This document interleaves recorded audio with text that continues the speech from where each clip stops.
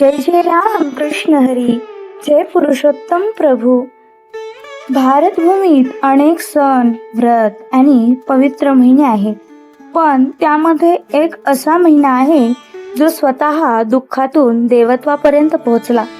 एक असा महिना ज्याला सुरुवातीला कोणी मान दिला नाही, ज्याला अशुभ म्हटलं गेलं, ज्याची थट्टा झाली, पण त्या महिन्याला स्वतः भगवान विष्णूंनी आपलं नाव दिलं आणि तो झाला पुरुषोत्तम मास, अधिक मास.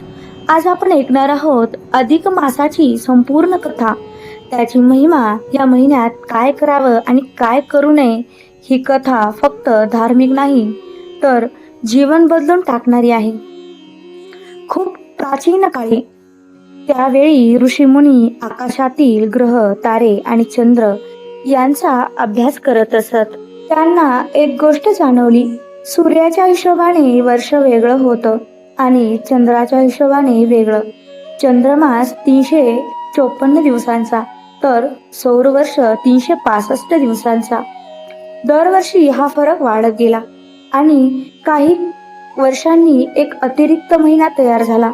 तो महिना न कोणाच्या गणनेत बसत होता, न कोणत्याही सणात. लोक म्हणू लागले, हा निरुपयोगी महिना आहे, यात शुभ कार्य करू नये, हा अशुभ आहे. त्या महिन्याला नाव मिळालं मलमास. कल्पना करा, एक असा महिना जो प्रत्येक वर्षी लोकांच्या आयुष्यात येतो, पण कोणी त्याचं स्वागत करत नाही. ना विवाह, ना गृहप्रवेश, ना उत्सव. लोक त्याला टाळू लागले. तो महिना दुःखी झाला. पुराणांमध्ये सांगितले आहे, तो रडत रडत देवांकडे गेला. सर्वप्रथम तो इंद्रदेवाकडे गेला. देवराजा, मला स्थान द्या. इंद्र म्हणाले, मी तुला स्वीकारू शकत नाही. तो ब्रह्मदेवाकडे गेला. ब्रह्मदेव म्हणाले, मी सृष्टी निर्माण करतो, पण तुझं दुःख दूर करू शकत नाही. तो कैलासावर गेला. महादेव ध्यानात होते.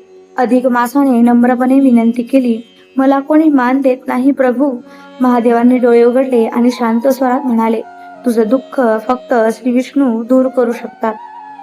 अधिक मास वैकुंठाकडे निघाला. लांब, शांत, दिव्य प्रवास.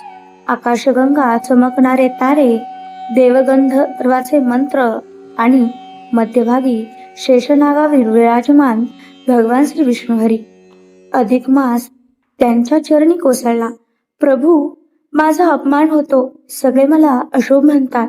भगवान विष्णू प्रेमाने हसले, ज्याला जग नाकारतं त्याला मी स्वीकारतो. हे ऐकताच अधिक मास रडू लागला. भगवान म्हणाले, आजपासून तू माझा महिना आहेस. मी तुला माझं नाव देतो, पुरुषोत्तम मास. त्या क्षणी संपूर्ण वैकुंठ सुवर्ण प्रकाशाने उजळून निघाले. देवतांनी पुष्पवृष्टी केली. त्या दिवसापासून हा महिना सर्वात पवित्र मानला जाऊ लागला. भगवान विष्णूंनी सांगितलं, या महिन्यात जो भक्ती करेल त्याला अनेक जन्मांचं पुण्य मिळेल. जो दान करेल त्याच्या घरात सुख येईल. जो नामस्मरण करेल त्याचं मन शांत होईल. म्हणूनच संत महात्मे या महिन्याला विशेष महत्व देतात. एका छोट्याशा गावात एक गरीब विधवा राहत होती. तिचं नाव होतं गौरी. घर मातीचं, छपरातून पाऊस गळायचा. खायला पुरेसं अन्नही नव्हतं, पण तिची श्रद्धा खूप मोठी होती. पुरुषोत्तम मास सुरू झाला. गावातल्या स्त्रिया मोठमोठ्या पूजा करत होत्या, पण गौरीकडे यापैकी काहीच नव्हतं. तरी ती रोज पहाटे उठायची, नदीवर जाऊन स्नान करायची, तुळशीला पाणी घालायची आणि छोटासा दिवा लावून म्हणायची, हे पुरुषोत्तम प्रभू, माझ्याकडे काही नाही, फक्त तुमचं नाव आहे. लोक तिची थट्टा करत, देव फक्त श्रीमंताची पूजा ऐकतात, पण गौरी शांत राहायची. एके दिवशी एक वृद्ध साधू तिच्या दारात आले. माते, थोडं पाणी मिळेल का? गौरीकडे अन्न नव्हतं, पण तिने प्रेमाने पाणी दिलं आणि स्वतःची अर्धी भाकरीही त्याला देऊन टाकली. साधू हसले, तुझं कल्याण होईल. दुसऱ्या दिवशी गावातील जमीनदार तिच्याकडे आले. माझ्या शेताची देखभाल करशील का? हळूहळू तिची परिस्थिती सुधारू लागली. घरात अन्न नव्हतं, ते आलं. सुख आलं. लोक आश्चर्यचकित झाले.